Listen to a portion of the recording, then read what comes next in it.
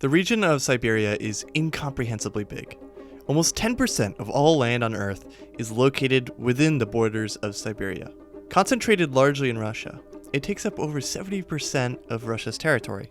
Siberia is a land not only of dense forests, but open steppe as far as the eye can see, enormous mountain ranges, swampy river basins, and even desert. 400,000 years of human history have developed within her borders, with ancient languages, wars, religions, and empires, all sparking in this forbidding land of 33 million people. With only around 5% of the residents being indigenous to these lands, only a handful of these groups and their ancient histories remain, one of whom is the Altaians.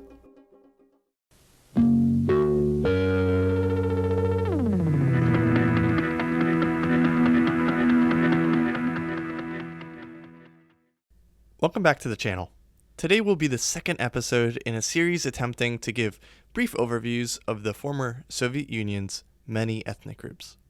Largely analyzed through the lens of Russian history, these loose overviews will hopefully give a modern representation of the diversity of peoples long censored or ignored.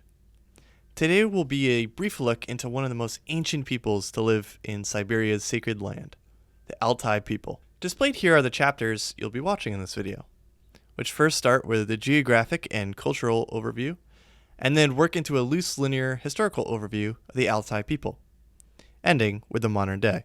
And please subscribe and check out my much more detailed research on East Germany. Enjoy the video.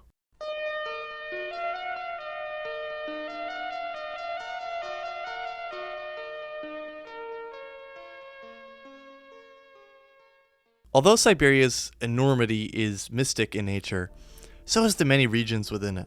Like a mosaic, different geographic and ethnic markers shatter the landscape into a land just as complex as anywhere else in the world.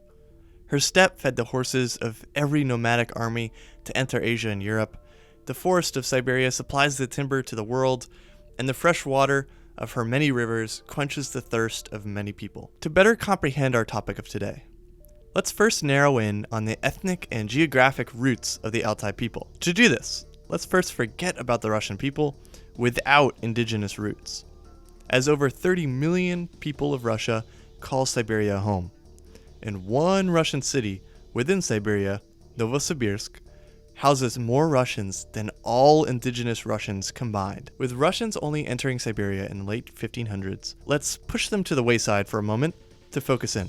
What is left are the indigenous peoples of Siberia. This term indigenous is understandably vague. In reality, indigenous is a blanket term to describe originating people. However, in the case of Russia, there's such a wide variety of these people that some come from the mountains, others deserts, some the steppe, with all sorts of genetic backgrounds. To categorize these people, there are multiple terms to highlight the different ethnic groups. However, they oftentimes can be vague or even outdated. Nonetheless, many Siberian native groups fall within the Turkic peoples, Mongolic peoples, Tungusic, Semitic, Eskimo Aleuts, Ob-Ugric, as well as many more. These notable pillars of linguistic groups each have divisions and subdivisions of languages and groups within them, and just scratch the surface of the people of Siberia. Together, these groups make up a small percent of the people within Siberia.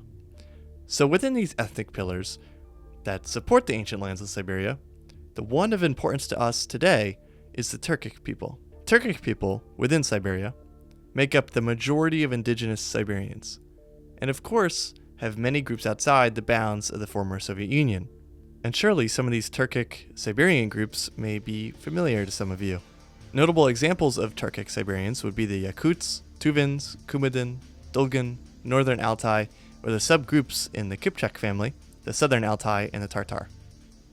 The target subgroup of this video is the Southern and Northern Altai, both being a part of the larger Turkic group. More on this later. Switzerland of the East. Now that we know a little bit more about where the Altai people are located within the web of groups of Siberia, let's locate where they are on the map. This map displays the Altai Republic, where a majority of the Altai people live. To the west is the Western Steppe, a vast grassland mostly in Ukraine and southern Russia. As it moves east through the desert terrains in Kazakhstan, it finally falters off in this area. To the east, the same.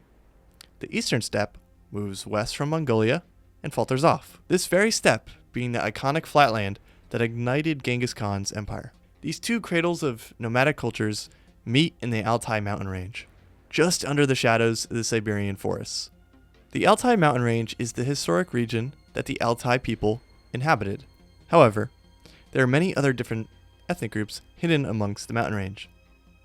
Nonetheless, the Altai mountain range means Golden Mountain Range in many of the local languages, and it stretches 1,200 miles, or 2,000 kilometers, from the Gobi Desert in Mongolia, then briefly moves in northern China, into Russia, and finally wraps down to end in the steppes of Kazakhstan.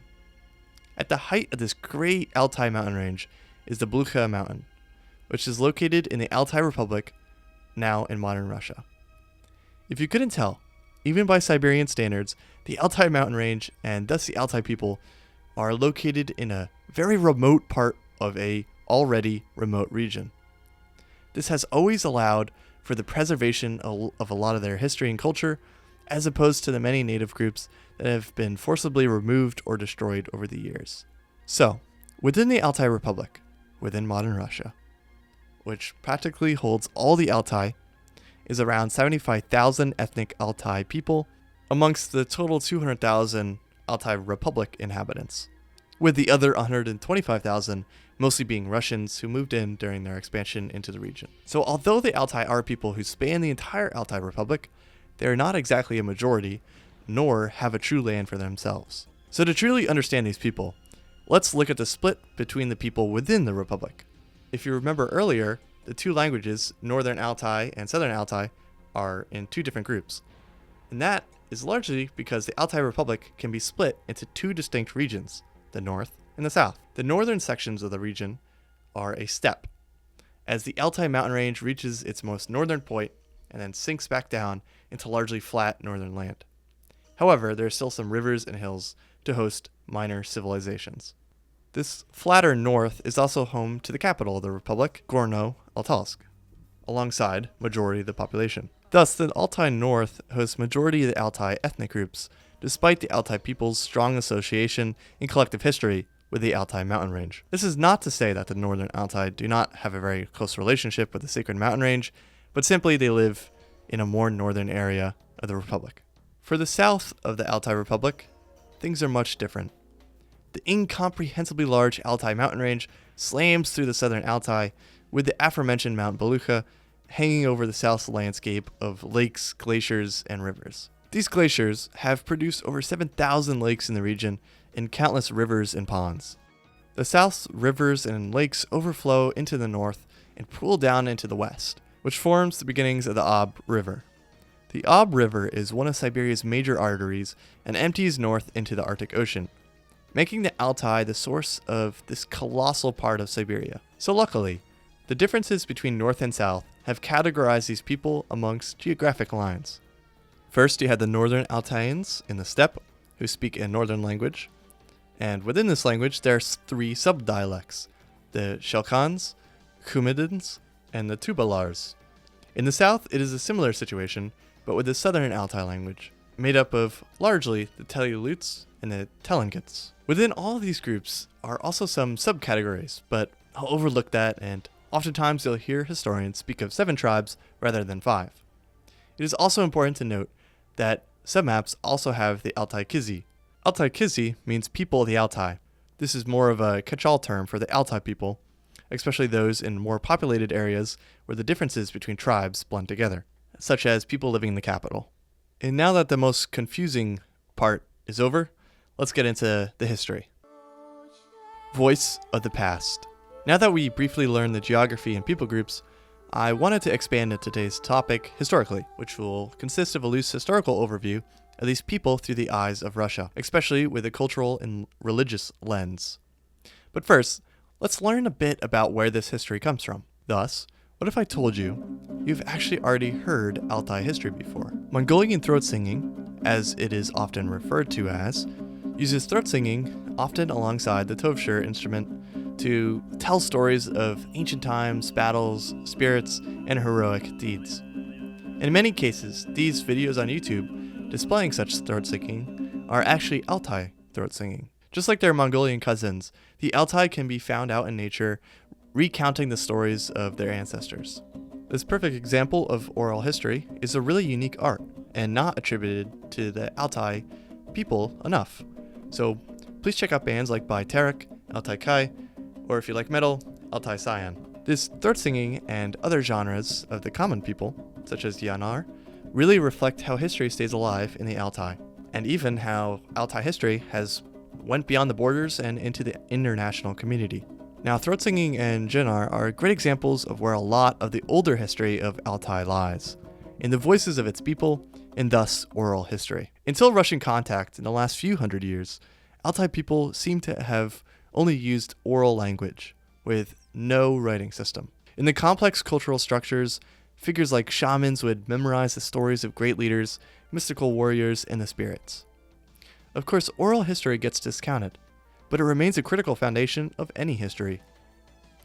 Understanding this, let's combine this oral history with archaeology to form some semblance of an idea of Altai history prior to Russian contact. The people who develop into the Altai probably held some form around 3,000 years ago, during the time of the Scythians. From this period until many years later, tribes within the Altai mountain range surely feuded, married, formed great histories, destroyed great structures, and unveiled beautiful religions. Just not much is left. This makes the origin point for the people of Altai very difficult. But nonetheless, this seems to be a period where groups started to reside in the range. Modern historians attribute the official birth of the Altai to the beginning of the rise of the Turkic peoples in the 500s AD. With the fall of the Huns in the first millennium, new nomadic players scrambled for control of the enormous Siberian region. Turkic peoples from Asia were one such group that gained significant control over Central Asia, as well in the growing tribal confederation in the Altai mountain range. It remains unknown whether these Turkic peoples originated in Altai or simply came to rule over the people there. As stated earlier, the Altai all fall into the Turkic family. Though it remains unknown, somewhere along the line the Altai mixed with the Turkic peoples who were now dominating the region. The first real state actor that displayed the Altai was the infamous Turkic Khanate. The Turkic Khanate, as we know today, was a new player in the 500s AD and took the pre-existing tribes of both the Altai region and beyond and formed a complex structure of fresh nomadic lifestyles. This nomadic lifestyle formed the Turkic Khanate. Whether intentionally or not, it would last within the Altai region for many years to come and influence the people's culture for the rest of time. The Khanate itself only lasted a few decades, but it was the start of the Turkic people's rise to stardom and would be the first of a long list of empires that would erupt out of the Turkic peoples. Surely at this point, the Altai developed unique Turkic languages, cultures, religions, and lifestyles surrounding their proximity to the enormous Altai mountain range, surely differing them from the various other Turkic groups in the region. Although a few empires encompassing the Altai had written languages, for these 1,000 years of Altai history, only oral history remains, and archaeological history. It was not until the arrival of the Qing and Russian Empire where coverage on these people really exploded. But if you remember, most of the Altai remains deep in the mountains, far from really any major civilizations. Thus, they were some of the last recorded in Siberia. Down the Mother Ob.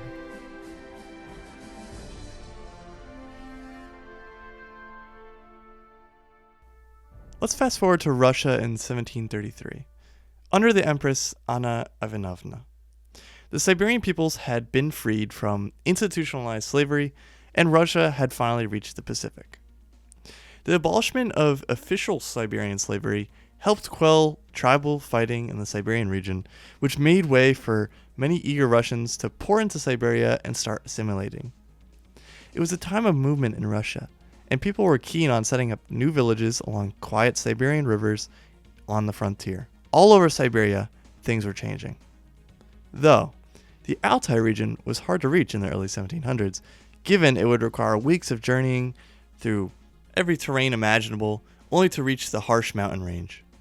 Thus, Altai was still being tossed around the nomadic Dzungar Khanate and the Qing dynasty. For now, Altai was still in the sphere of Chinese or Turkic groups.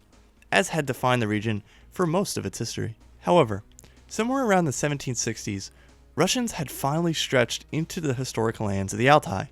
Russian generals were the first to reach the lakes, just under Mount Beluga, and they started to set up forts in the hopes of expanding their empire. At this time, the Qing dynasty was officially in control of the Altai region, and thus a long political battle would ensue between Russia and the Qing dynasty. Oftentimes, the incoming Russians would build small cabins in the Altai. They'd be torn down by the Chinese, so the Russians would build more. The Qing dynasty could not handle the farther reaches of its empire, especially in areas over the Altai mountain range. With time, Russians continued to flood into the southern and northern regions of Altai, with multiple permanent settlements being erected. The river basins in northern Altai were favorites of the Russians, as they had water and land somewhat able to be farmed, with less hostile terrain. It was the beginning of a new shift. Just as the Turkic peoples triggered the rise of the Altai, now Russians were sparking change and quickly gripping the region. However, the Altai weren't just facing Russian generals. This was also very loosely the time period where the Russian Old Believers were being persecuted in Western Russia. The Old Believers were a sect of Orthodox Christianity outcasted in the Russian clerical schism in the mid-1600s. Their refusal to adapt to change was viewed as rejecting the nation by officials, and they were subject to intense taxation, imprisonment, and even death. To find refuge, Old Believers sought remote places that would prevent them from being caught and jailed by the state. Many actually had somewhat healthy relationships with natives, as the Old Believers cared for the sacred land and were just trying to avoid the eye of the government. They weren't really trying to expand the territory of Russia. In the Altai region, the high mountains looked perfect for fleeing Old Believers to practice in peace, and in many later decades, up to the Soviet Union, Old Believers would use this region as a safe haven from oppression. Nonetheless, non-persecuted Russians also saw a prospect in funneling into Altai, but for a much more monetary-based reason. Therefore, all these different Russian groups saw potential for a new life along the uniquely beautiful and habitable area of Altai. Of course, the large influx of Russians and change resulted in the many tribes of the Altai banding together to form a more culturally united Altai people, and this being the form of Altai we see today, all in order to combat assimilation. The issue was compounded by instances where northern Altai nobles would accept Russian leadership positions for their own benefit, while native Altai communities were being forcibly removed. Northern Altai in particular, as the less foreboding land, was host to the beginnings of institutionalized Russian assimilation. Thus, many northern Altai lost religious beliefs, cultures, languages, and other oral histories because of the new management. Of course, the geographic protection of the mountains offered the South more of a haven from this change. As the region became more involved in the Russian sphere of influence, the Altai region was picked up by the Russian Empire officially in the 1860s through the Treaty of Tarbajatai. Because of permanent official settlements, monasteries started popping up in the Altai alongside Russian schools set out to change the way of life for the Altai people. Annexation had started a steam train of change in what was believed to be an untouched region. Little did they know the hundreds of years of history laying underneath them. Luckily, many of the southern Altai hung on to their semi-nomadic roots, remembering their oral history, living in yurts, and having herds of livestock. The people of the mountainous south, as they are now, continued to live off land no Russian could survive on, connecting themselves deeply with the land. Largely, though, all Altai people took up Orthodoxy in replacement of their different pre-Russian religions. There were still echoes of native religions, and just like the culture, these religions would eventually loosely return in the form of Birkenism, for example, but more on that later. Outside the inflow of the people, Russian imports like vodka had also immense negative effects on the Altai people, who were now being forced into northern factories. With the emancipation of all Russian serfs in 1861, even more Russians came into the region looking to make a better life for themselves on the freshly built Trans-Siberian Railroad. However, many newcomers simply abused the natives or attempted to remove their traditions. For example, in some cases, Russians would plow fields surrounding the yurts of Altaian families, crippling their lifestyle and forcing the families to either go south or assimilate into the major cities. Old believers were also forced into deeper hiding in the south, as just like their native neighbors, incoming Russians also imported a lifestyle that neither group fit into. Going into World War I, Russia had industrialized northern Altai, and through a mix of intentional and unintentional changes, oppressed the local populations of Altai. The nomadic Turkic peoples now were more reminiscent of factory workers from major Russian cities. This process of assimilation had eroded the historic grounds of the Altai and attempted to remove their histories. The northern Altai began to go to school, understand Russian politics, and see Russian colonization, and in some areas, rethink their Christian religious ties. Across Altai and Siberia, change is brewing for a push for more representation and authority over their ancestral homeland.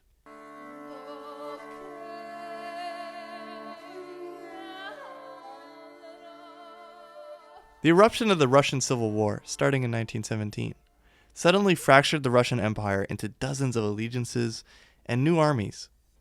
Siberia was no different, and soon many Altai joined different causes. While many young Altai northerners went with the Bolsheviks, and some southerners, the Empire, some Altai started to move into a new identity. Perhaps you may remember the mention of the religion of Burkeanism. Burkeanism was the enormous effort to revive a past that had quickly been brushed aside. Burkeanism itself started in 1904, but it was rooted in ancient ideas such as the Achten law or white law. The new revivalist religion was based on ancient Tengriism and other ancient Turkic and Mongolic religions. The white law put a lot of emphasis on nature and established a set of ways of living about life based on ancient Altai practices. The religion also followed a new figure known as the White Brahman, who had announced the return of the Oryat Khan in the early 20th century. The movement itself was a perfect example of a revitalization movement amongst native peoples, such as the Ghost Dance movement in the United States or the Handsome Lake prophecy. Many historians will attribute these ancient revivals to a confrontation between natives and modernity. However, this makes the assumption that the Altai were behind Russia in terms of civilization, which was really not the case. Nonetheless, the religion did attempt to once and for all preserve Altai culture amongst the industrialization going on in their region. Because of this rising movement, many of the Burkeanists joined their own affiliated armies in the Civil War, especially those fighting for the rogue Oryat Republic in northern Altai, which was a faction aimed to unite ethnic Altai homelands into one country. Although this Oryat project wasn't successful, white army officers like Dmitry Setenin formed bands of native Altai, playing on the idea that maybe he was a return of the White Khan who first inspired the movement. Nonetheless, the small republic could not hang on forever, and by 1922 the Bolsheviks had all but cleared resistance in Altai. The religious Burkeanists continued to push for their own Altai state, however it never came, even if pieces of the religion remained. Although the Soviets did let the Altai people keep the Burkeanist name of the region as Oryat all the way up until 1948. However, this brief stint of bringing back shamans, old cultures, and ousting Russian influence had planted a seed for a much larger movement that would come later on. Although there is not a lot of sourcing for the Altai Republic within the Soviet Union, we do know that there was a large wave of Soviet Siberian anti-native policies that largely applied to the Altai. Many areas of Siberia faced brutal no-nationality policies through the 1960s and into the 1980s. These policies outright banned ethnic groups from practicing certain practices or engaging in any sort of national identity outside the Communist Party. Although Altai was spared from the same explicit and direct policy that many other regions in Siberia faced, many historians considered the Soviet period no different from the genocide committed against Native Americans in the United States. Altai and their neighbors throughout Siberia were once again victim to a much larger host of re-education, internment, and censorship, just as was done in the 1800s. As countries, the Russian Empire and the Soviet Union may have been very different, but the poor conditions for the Altai largely did not change. The Soviet period was very difficult for ethnic Altaians. Many Siberians were sent to Soviet boarding schools, which actively forced a generation to forget many of the aforementioned oral histories. With Soviets becoming the majority, the now Russianized North lost some of the culture they had harbored for thousands of years. For example, the Shelkan, Tubular, and Kumatin languages all fell to near extinction in the Soviet period. The fragile Altai culture that had Russian cabins pop up on their farms all those years ago were now the minority in their own ethnic homeland. And clearly, if the Altai sought to make a life for themselves, they would have to pick up Russian and move out of the mountains. It was not until the dissolution of the Soviet Union in 1991 where things finally started to let up for the people who had been forcibly silenced by their government. To all things, there is a meaning, a measure, and a time. This is an Altai saying that emphasizes that there is an importance to everything. As the last chapter, I want to close by covering the traditions that have remained or were revived in the years since, as well as what the Altai are up to today. Some native Altaians believe that there are many shamans that link the living with that of the spirits. With the decline of the Soviet period, many of these themes started to resurface. And with the advent of the Russian Altai Republic in 1992, a form of neo-shamanism, reminiscent of Burkanism, started to reform. Although it was forbidden by the Soviets, Altai had once more started to attach ribbons to the branches of the trees at the foothills of the Altai Mountains. Although this may seem odd, it marked a rebirth of expression that was much harder to find in years past. The languages lost, people removed, and tribes forgotten may have simmered out. But since the dissolution of the USSR, Altai people had worked tirelessly to revive what remains. They also revived milk libations from the days of their ancestors, which is the process of throwing araka, or milk vodka, into nature as a tribute to the master spirit. Many of these practices are very similar to their Mongolic cousins, or the Orad people of the same mountain range. Hopefully, very small decisions like this, which now every Altaian can practice, will rebuild the Altai people in the modern world. In recent years, traditions like these have adjoined a long list of festivals that have returned, as well as revivals of Burkanist white law. Together, going back to old ways, speaking old tongues, has started an unforeseen revolution in the Altai Mountains. Although many northern Altaians have lost their tongue and culture, together the different groups will hopefully hang on within a new Russia. Whatever you may think about Russia today, it has, in this case, provided some time off for the Altai to not face direct persecution and revive what they can, at least for now. In recent years, Altai has exploded in tourism, and many new people are moving into the beautiful region. Like a shadow of the past, this brought in new jobs, but also a wave of Russians who may not share the same appreciation for the culture. As unfortunately in recent times, many religious practices are now being exploited by fake shamans, graffiti has been sprayed on cultural sites, and Altai's sacred peaks are now being used to skydive off of. Surely there will be a test as to how the Altai will use their newfound fame, and whether they will continue their process of preservation or succumb to a new period of Russianization.